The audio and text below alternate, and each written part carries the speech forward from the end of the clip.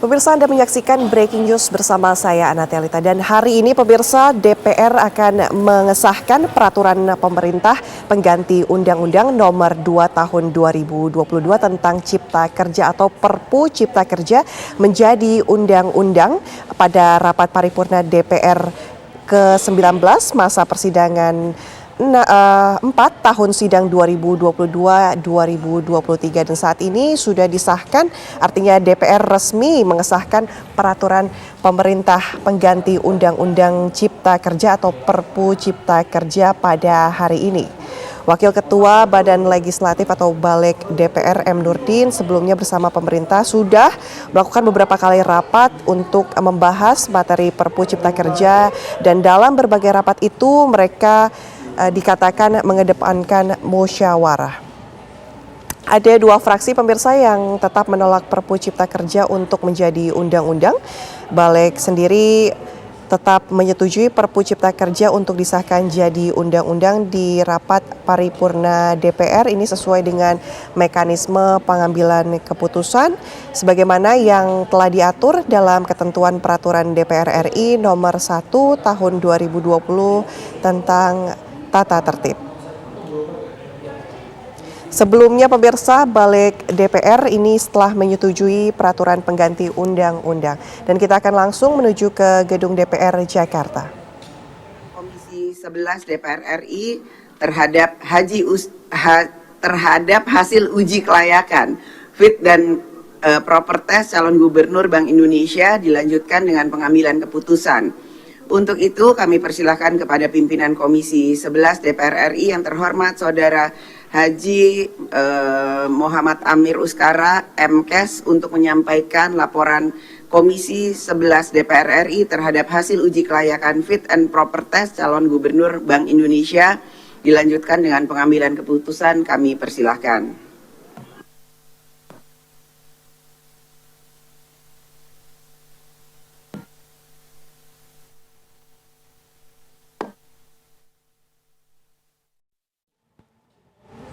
Ya pemirsa, DPR resmi mengesahkan rancangan undang-undang tentang penetapan peraturan pemerintah pengganti Undang-Undang Nomor 2 Tahun 2022 tentang Cipta Kerja atau Perpu Cipta Kerja ini menjadi undang-undang dalam rapat paripurna ke-19 masa sidang 4 yang digelar pada hari ini. Adapun rapat dipimpin oleh Ketua DPR RI Puan Maharani. Dan jika tadi sudah menyaksikan sidangnya pemirsa, bahwa Ketua DPR sempat menanyakan kepada para hadirin tentang penetapan peraturan pemerintah pengganti undang-undang, apakah kemudian dapat disahkan menjadi undang-undang begitu, jawabannya diiringi jawaban setuju begitu oleh peserta rapat di gedung DPR RI Jakarta.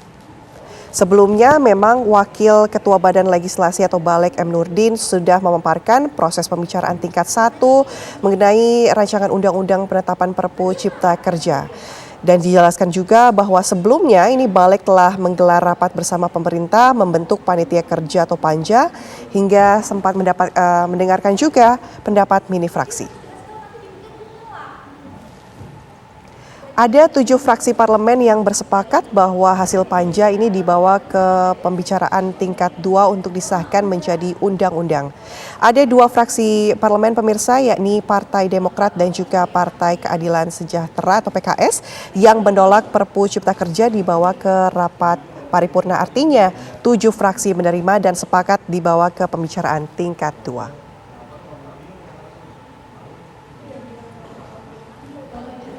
Presiden telah mengusulkan Saudara Peri Warjio untuk mendapatkan persetujuan DPR yang akan berakhir masa jabatannya pada tanggal 24 Mei 2023.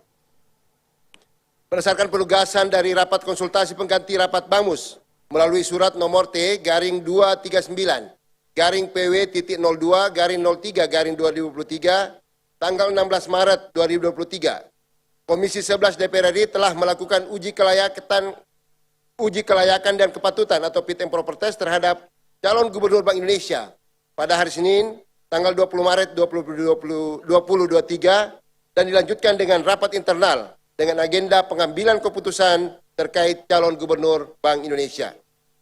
Setelah mendengarkan masukan, saran, dan pendapat dari seluruh fraksi, rapat internal Komisi 11 DPR RI memutuskan secara musyawarah, mufakat, dan aklamasi menyetujui Saudara Peri Warjio sebagai Gubernur Bank Indonesia periode 2023. Ya, setelah disahkannya Perpu Cipta Kerja menjadi undang-undang, pemirsa, saat ini di gedung DPR akan diadakan konferensi pers yang kemudian akan membahas mengenai proses pengesahan Perpu Cipta Kerja sebelumnya dan telah menjadi undang-undang pada saat ini.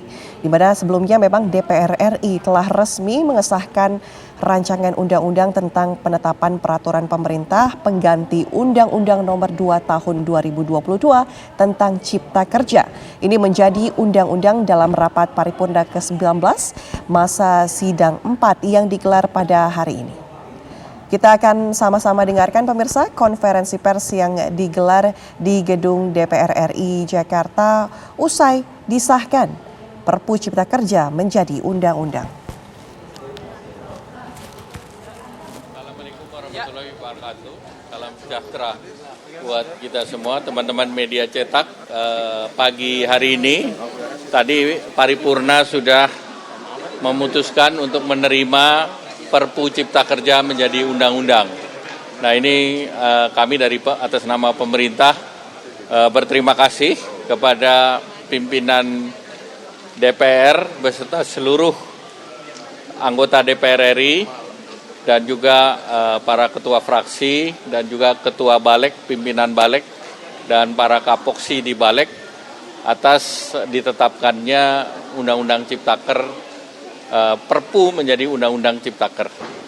Dan tentunya ini akan memberikan kepastian hukum dan juga oleh pemerintah akan mendorong daripada investasi dan juga untuk menggerakkan UMKM yang sebelumnya di sektor informal menjadi sektor formal, dan terkait dengan sertifikasi halal dipermudah, kemudian juga berbagai kebijakan yang fleksibel di ketenaga kerjaan.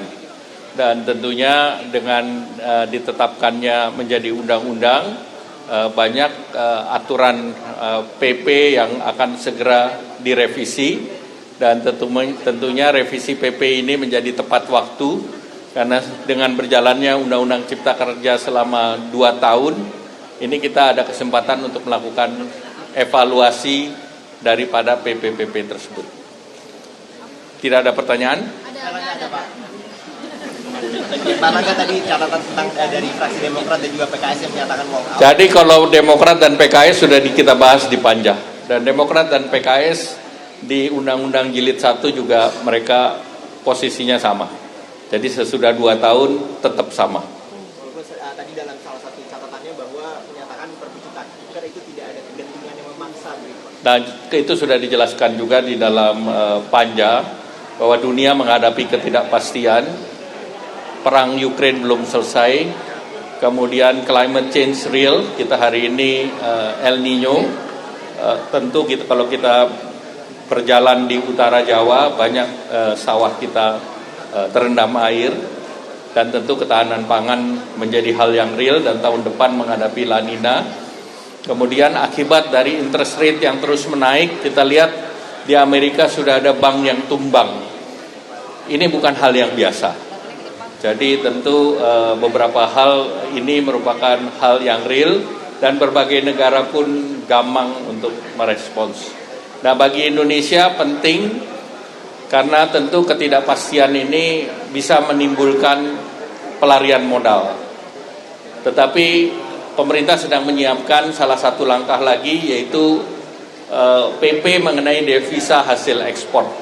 Sehingga itu akan memperkuat ketahanan pada rupiah agar devisa itu tidak lari ke luar negeri, tetapi kita tahan di dalam negeri. Jadi langkah-langkah itu bukan karena tidak ada problem di global. Pak Erlangga, selain beberapa isu soal Menpora, ini kan Pak Jokowi kemarin menyampaikan singkat soal kriterianya yaitu muda yang diusulkan. Jadi Menpora ada yang muda, ada yang pria, ada yang wanita, ada yang merasa muda juga. Terima kasih. Wassalamualaikum warahmatullahi wabarakatuh. Sampaikan Pak, Erlangga udah diusulin belum Pak? Tapi